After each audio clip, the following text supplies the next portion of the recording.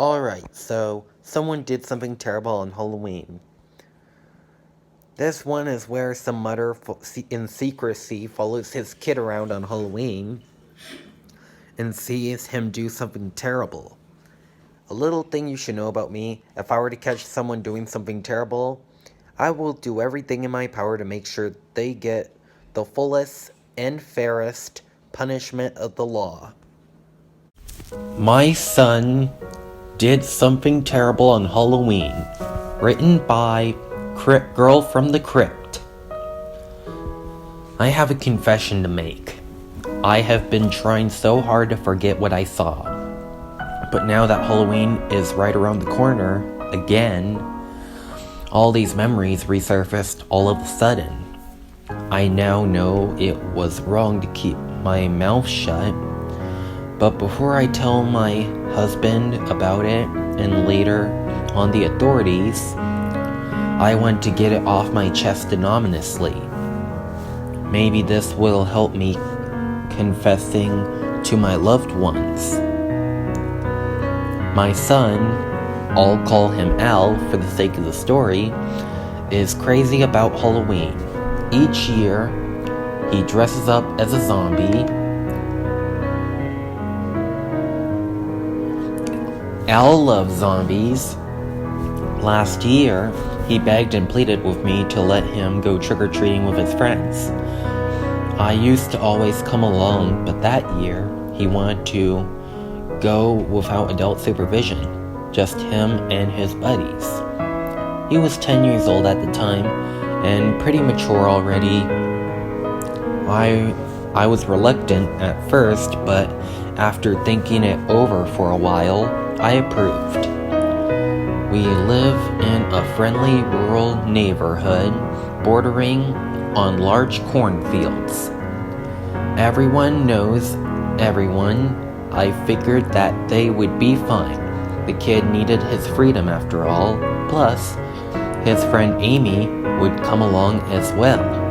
She was 12 years old already, and she always reminded her younger friends to behave.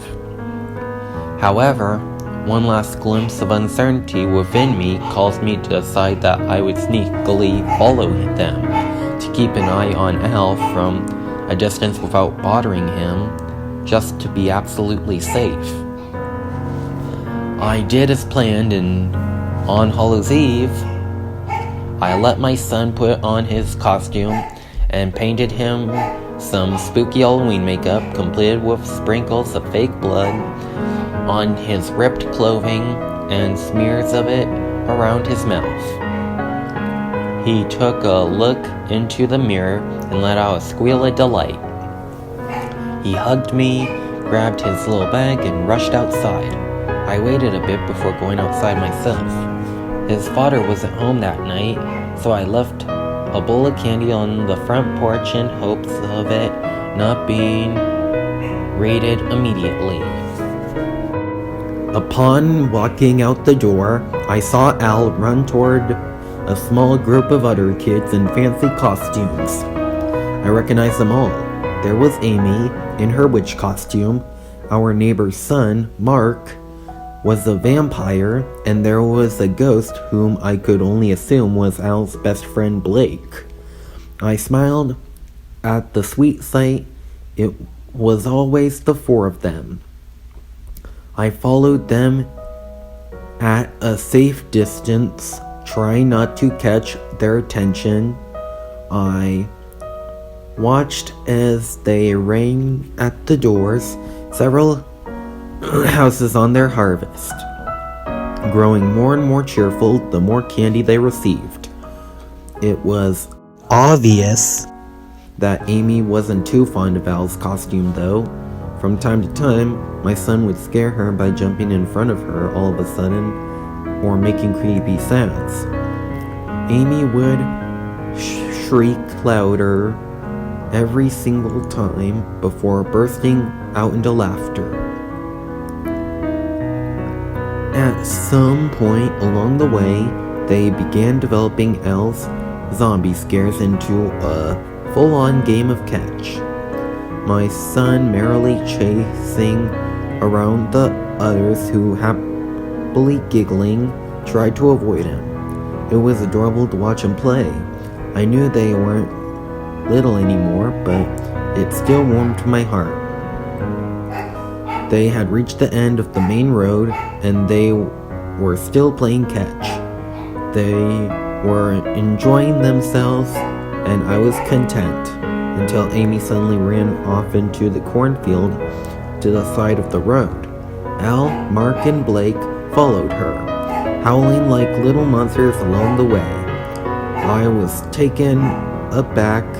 The cornfields were large, and children, or rather, residents of our neighborhood in general, were forbidden from entering it.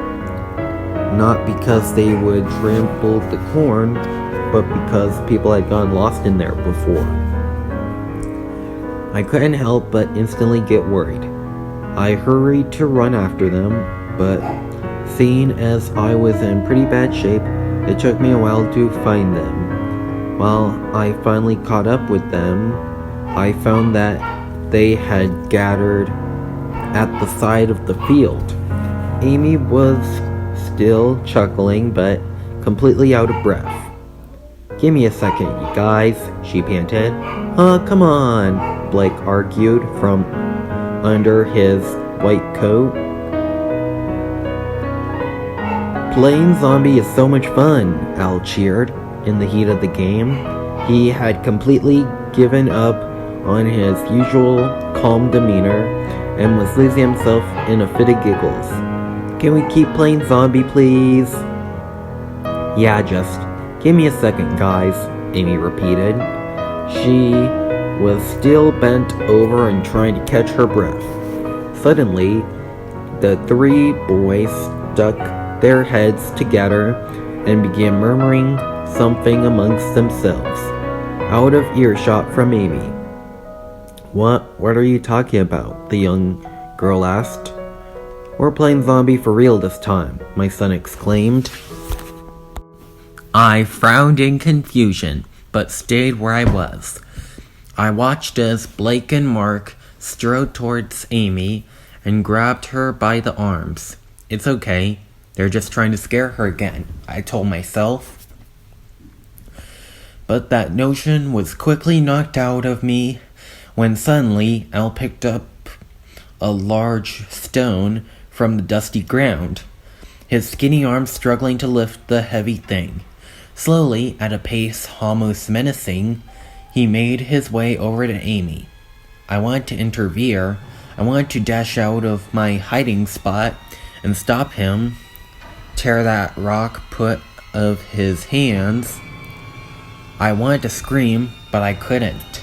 I was paralyzed. Tears began welling up in my eyes and running down my cheeks as my mouth dropped open, trying to form sounds to somehow produce the shriek I was hoping for, but to avail.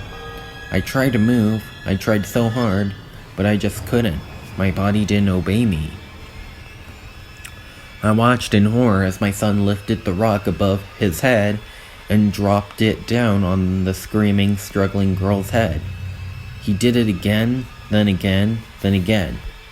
My son, my child, my flesh and blood, bashed his friend's skull in. Blood was gushing everywhere, onto my son's hands, his face, his costume. Al let go of the stone and knelt down and fumbling around in the remains of Amy's head. I felt the vomit rise in my throat when I realized what he was doing.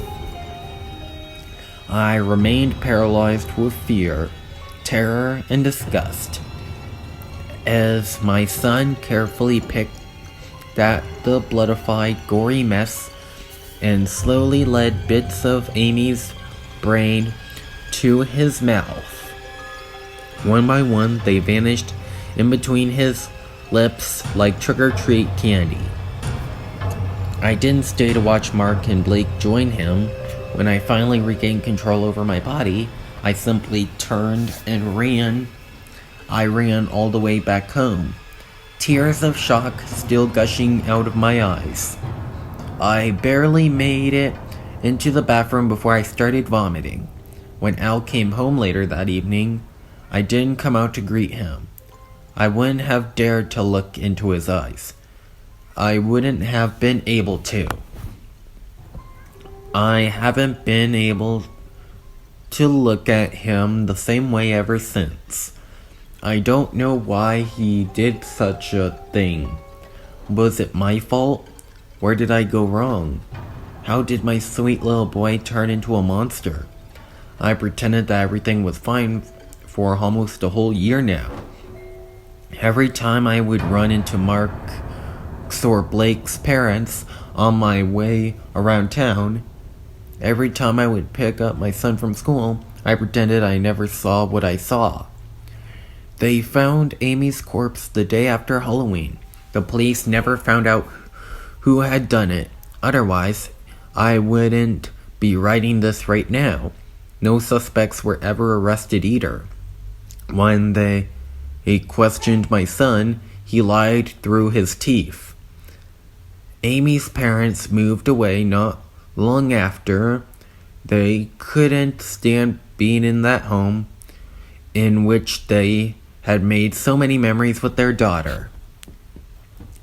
I know I should have told the police and hate myself for being too weak to do the right thing. I was scared of my own son, but at the same time, scared of losing him too. I hate myself for not helping Amy. I don't know why I was unable to move, but had I been able to, I could trade my life for hers, she would be standing here right now. I wish Halloween 2018 had never happened. It has left my son a killer, a sweet young girl dead, and me a guilt-stricken shell of my former self. I'm not stupid. I know that withholding information from the police in a case of child murder has severe legal consequences. I deserve everything that's coming to me, but so does he. I guess I thought telling the truth wouldn't make a difference. It wouldn't bring Amy back to life, but by now, I know that those were just the cowardly, foolish thoughts of a cowardly and foolish woman. I know it's too late, but for once, I'm going to do the right thing.